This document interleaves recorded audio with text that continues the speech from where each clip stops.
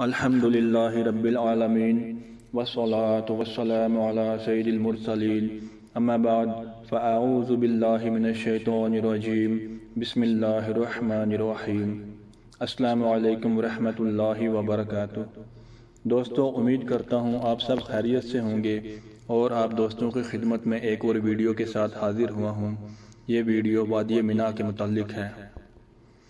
مینا ایک وادی ہے جس کے چاروں طرف پہاڑ ہیں۔ یہ مشار ہے اور حدود حرم کا حصہ ہے۔ اس کا رقبہ تقریباً 20 مربع کلومیٹر ہے۔ وادی مینا مکہ مکرمہ کے مشرق میں واقع ہے اور اس کی سرحد جمرات العقبہ، وادی محشر، جبل قویس اور جبل صبیر سے ملتی ہے۔ مینا کے معنی بہنا ہے، چونکہ عید الاضحیٰ کے دنوں میں قربانیاں کی جاتی ہیں اور ان کا خون بہتا ہے، اس لیے اس جگہ کو مینا کہا جاتا ہے۔ ایک قول یہ بھی ہے کہ عرب اس جگہ کو مینا کہتے ہیں جہاں لوگ جمع ہوتے ہیں، تو حجاج یہاں 8، 10، 11، 12 اور بعض 13 ذی الحجہ کو جمع ہوتے ہیں۔ اس مناسبت سے اسے مینا کہا جاتا ہے۔ اس کے محل وقوع مکہ مکرمہ اور مزدلفہ کے درمیان ہے۔ یہ مسجد حرام سے مشرق کی جانب 7 کلومیٹر کے فاصلے پر واقع ہے، جبکہ سرنگ کی جانب سے پیدل صرف 4 کلومیٹر کا فاصلہ ہے۔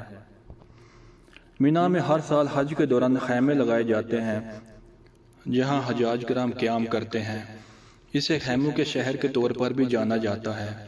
ان 1 لاکھ سے زائد ایئر کنڈیشن والے خیموں میں 30 لاکھ سے زائد حجاج کرام کے لیے جگہ ہوتی ہے۔ یہ حج کے موسم کے علاوہ پورا سال غیر آباد رہتا ہے۔ تمام حجاج کرام حج کے موقع پر 8 ذی الحجہ کو حج کا احرام باندھ کر مینا میں قیام کرتے ہیں۔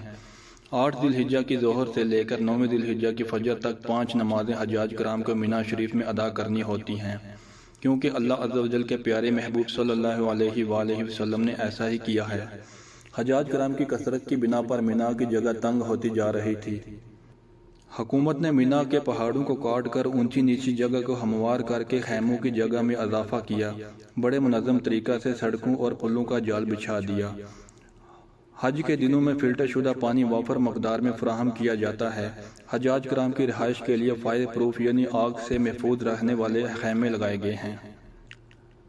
جگہ جگہ وضو خانے اور حمامات کا انتظام ہے۔ ہر تھوڑے فاصلے پر ڈسپنسریاں قائم ہیں جن میں حجاج کرام کے علاج کا فری انتظام کیا جاتا ہے۔ سیکیورٹی پولیس اور ٹریفک پولیس کی خدمات بھی قابل تعریف ہیں۔ مینا کی حدود ظاہر کرنے کے لیے بڑے بڑے بورڈ لگائے گئے ہیں۔ مینا میں بہت سی مقدس مقامات ہیں۔ جمرات کی جگہ پر حضرت ابراہیم علیہ السلام نے شیطان کو کنکریاں ماری جب وہ حضرت ابراہیم علیہ السلام کے راستے پر رکاوٹ بنا۔ اسی وادی میں حضرت اسماعیل علیہ السلام کے بدلہ میں جنت سے آیا ہوا دمبا ذبح کیا گیا۔ حجۃ الوداع کے موقع پر نبی کریم صلی اللہ علیہ وآلہ وسلم نے سنت ابراہیمی پر عمل کرتے ہوئے انہی 3 مقامات پر کنکریاں ماری۔ اسی سنت پر عمل کرتے ہوئے تمام حجاج کرام جمرات کو کنکریاں مارتے ہیں اور قربانی کرنے والے قربانی کرتے ہیں۔ اسی مینا کی وادی میں مسجد عقبہ ہے جو جمرات کے ساتھ ہی واقع ہے۔ یہ مسجد اس جگہ تعمیر کی گئی ہے جہاں مدینہ منورہ سے آنے والے انصار صحابہ نے حضور صلی اللہ علیہ وآلہ وسلم کے ہاتھ پر بیعت کی۔ اور اسی مینا کی وادی کی عظیم الشان مسجد خیف ہے جہاں ایک روایت کے مطابق 70 انبیاء کرام نے نمازیں ادا کی اور یہاں 70 انبیاء کرام مدفون ہیں۔ دوستو، امید کرتا ہوں وادی مینا کے متعلق آپ کو ویڈیو کافی پسند آئی ہوں گی اور اپنی دعاؤں کے ساتھ اجازت دیجیے۔